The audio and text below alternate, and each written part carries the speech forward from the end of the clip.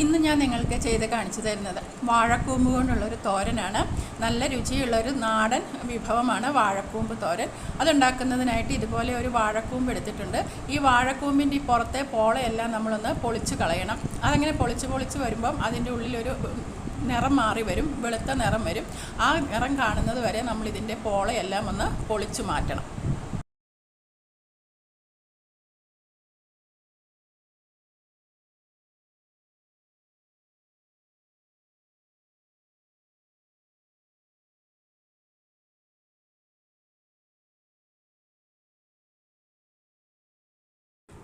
അപ്പോൾ ഇതിൻ്റെ പോളയെല്ലാം ഞാൻ പൊളിച്ച് കളഞ്ഞിട്ടുണ്ട്. ഇതുപോലെ ഇങ്ങനെ ഒരു വെളുത്ത കളറാകുന്നത് വരെ നമ്മൾ അതിൻ്റെ പുറത്തുള്ള ഈ പോളയെല്ലാം പൊളിച്ച് കളയണം.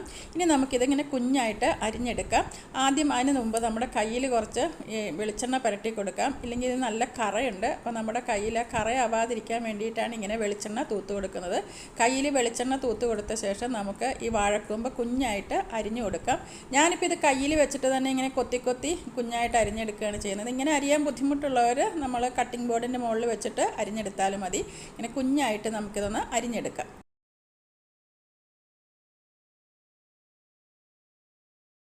ഇതെല്ലാം ഞാൻ ഇതുപോലെ ഇങ്ങനെ ചെറുതായിട്ട് അരിഞ്ഞെടുത്തിട്ടുണ്ട്. അപ്പോൾ ഇത് കയ്യിൽ കണ്ടോ, നമ്മളിങ്ങനെ എണ്ണ തൂത്തത് കൊണ്ട് കയ്യിൽ കറയൊന്നും ആയിട്ടില്ല. ഇനി ഈ വാഴക്കൂമ്പിൽ ഈ കറ കളയാനായിട്ട് നമ്മൾ ഇതിൻ്റെ അകത്തേക്ക് കുറച്ച് ഇതിലകത്തൊരു ഇങ്ങനെ ഇതൊരു നൂല് പോലെ ഉണ്ടാവും, അതൊന്ന് എടുത്ത് കളയണം. അതിനായിട്ട് നമ്മൾ ചെയ്യാറുള്ളത് ഇതുപോലെ ഇതിൻ്റെ അകത്തേക്ക് കുറച്ച് വെളിച്ചെണ്ണ ഒഴിച്ച് കൊടുക്കാം.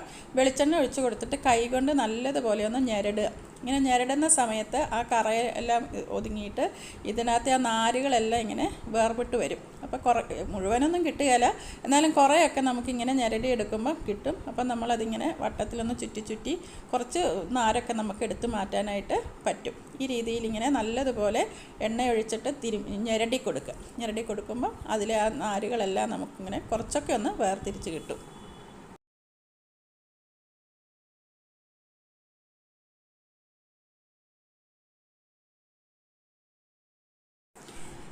ഈ തോരൻ ഉണ്ടാക്കുന്നതിനുള്ള അരപ്പൊന്ന് റെഡിയാക്കാം. ഞാനൊരു 1/2 കപ്പ് തേങ്ങ എടുത്തിട്ടുണ്ട്. ഇത്തിരി തേങ്ങ കൂടുതലുള്ളതാണ് കറിക്ക് തോരന് ടേസ്റ്റ് ഉണ്ടാവുക. പിന്നെ ഒരു 4 പച്ചമുളക് എടുത്തിട്ടുണ്ട്. എരിവുള്ള പച്ചമുളകാണ് എടുത്തിട്ടുള്ളത്. എരിവൊക്കെ അവനവൻ്റെ ഇഷ്ടത്തിനനുസരിച്ച് എടുക്കുക. പിന്നെ ഒരു 5-8 കൊച്ചുള്ളി കൂടി എടുത്തിട്ടുണ്ട്. ഇനി ഇതെല്ലാം കൂടി ഒന്ന് ഒതുക്കി കൊടുക്കണം. അതിന് മുമ്പ് ഇതിൻ്റെ അകത്തേക്ക് കുറച്ച് മഞ്ഞൾപ്പൊടിയും കൂടി ഇട്ട് കൊടുക്കാം. കറിക്ക് ആവശ്യമുള്ള മഞ്ഞൾപ്പൊടിയും ഇപ്പോൾ ഈ ഒതുക്കുമ്പം ഈ തേങ്ങയുടെ കൂടെ തന്നെ ഇട്ട് കൊടുക്കാം. ഇനി ഇതിലേക്ക് ആവശ്യമുള്ള ഉപ്പും കൂടി ചേർത്ത് കൊടുക്കാം. ഇനി ഇതെല്ലാം കൂടെ മിക്സിയുടെ ജാറിലിട്ടിട്ട് ഒന്ന് ഒതുക്കിയെടുക്കാം. ഈ രീതിയിലൊന്ന് ഒതുക്കിയെടുത്താൽ മതി, അരഞ്ഞു പോകരുത്. ഇനി നമുക്ക് തോരൻ ഉണ്ടാക്കാം. അതിനായിട്ട് ഇതുപോലെ ഒരു പാൻ വെച്ച് കൊടുത്തിട്ടുണ്ട്. പാൻ ചൂടാകുമ്പോൾ അതിലേക്ക് വെളിച്ചെണ്ണയാണ് ഒഴിച്ചു കൊടുക്കുന്നത്.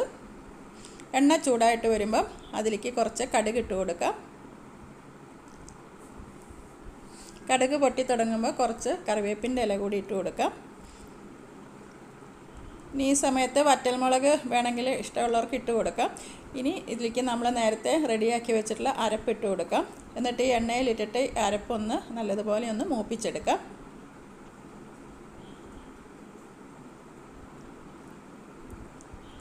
അരപ്പ് നല്ലതുപോലെ മൂത്ത് റെഡിയായി വരുമ്പം അതിലേക്ക് നമ്മൾ അരിഞ്ഞു വെച്ചിരിക്കുന്ന ഈ വാഴക്കൂമ്പ് ഇട്ട് കൊടുക്കാം. തീ ലോ ഫ്ലെയിമിൽ വെക്കണം. ലോ ഫ്ലെയിമിൽ വെച്ചിട്ട് ഈ വാഴക്കൂമ്പ് ഇട്ട ശേഷം നല്ലതുപോലെ ഒന്ന് ഇളക്കി യോജിപ്പിച്ച് കൊടുക്കാം. നല്ലതുപോലെ ഇളക്കി യോജിപ്പിച്ച ശേഷം ഇത് ഇങ്ങനെ ഒന്ന് തട്ടിപ്പൊത്തി വെച്ചിട്ട് മൂടി വെച്ച് ലോ ഫ്ലെയിമിലിട്ടിട്ട് നമുക്ക് നല്ലതുപോലെ ഒന്ന് വേവിച്ചെടുക്കാം. പെട്ടെന്ന് തന്നെ വാഴക്കൂമ്പൊക്കെ വെന്ത് കിട്ടും. ഒരു 2 മിനിറ്റ് കഴിയുമ്പോൾ നമ്മളൊന്ന് തുറന്ന് ഒന്ന് ഇളക്കി ഇട്ട് കൊടുക്കണം. എന്നിട്ട് വീണ്ടും നമ്മൾ മൂടി വെക്കണം.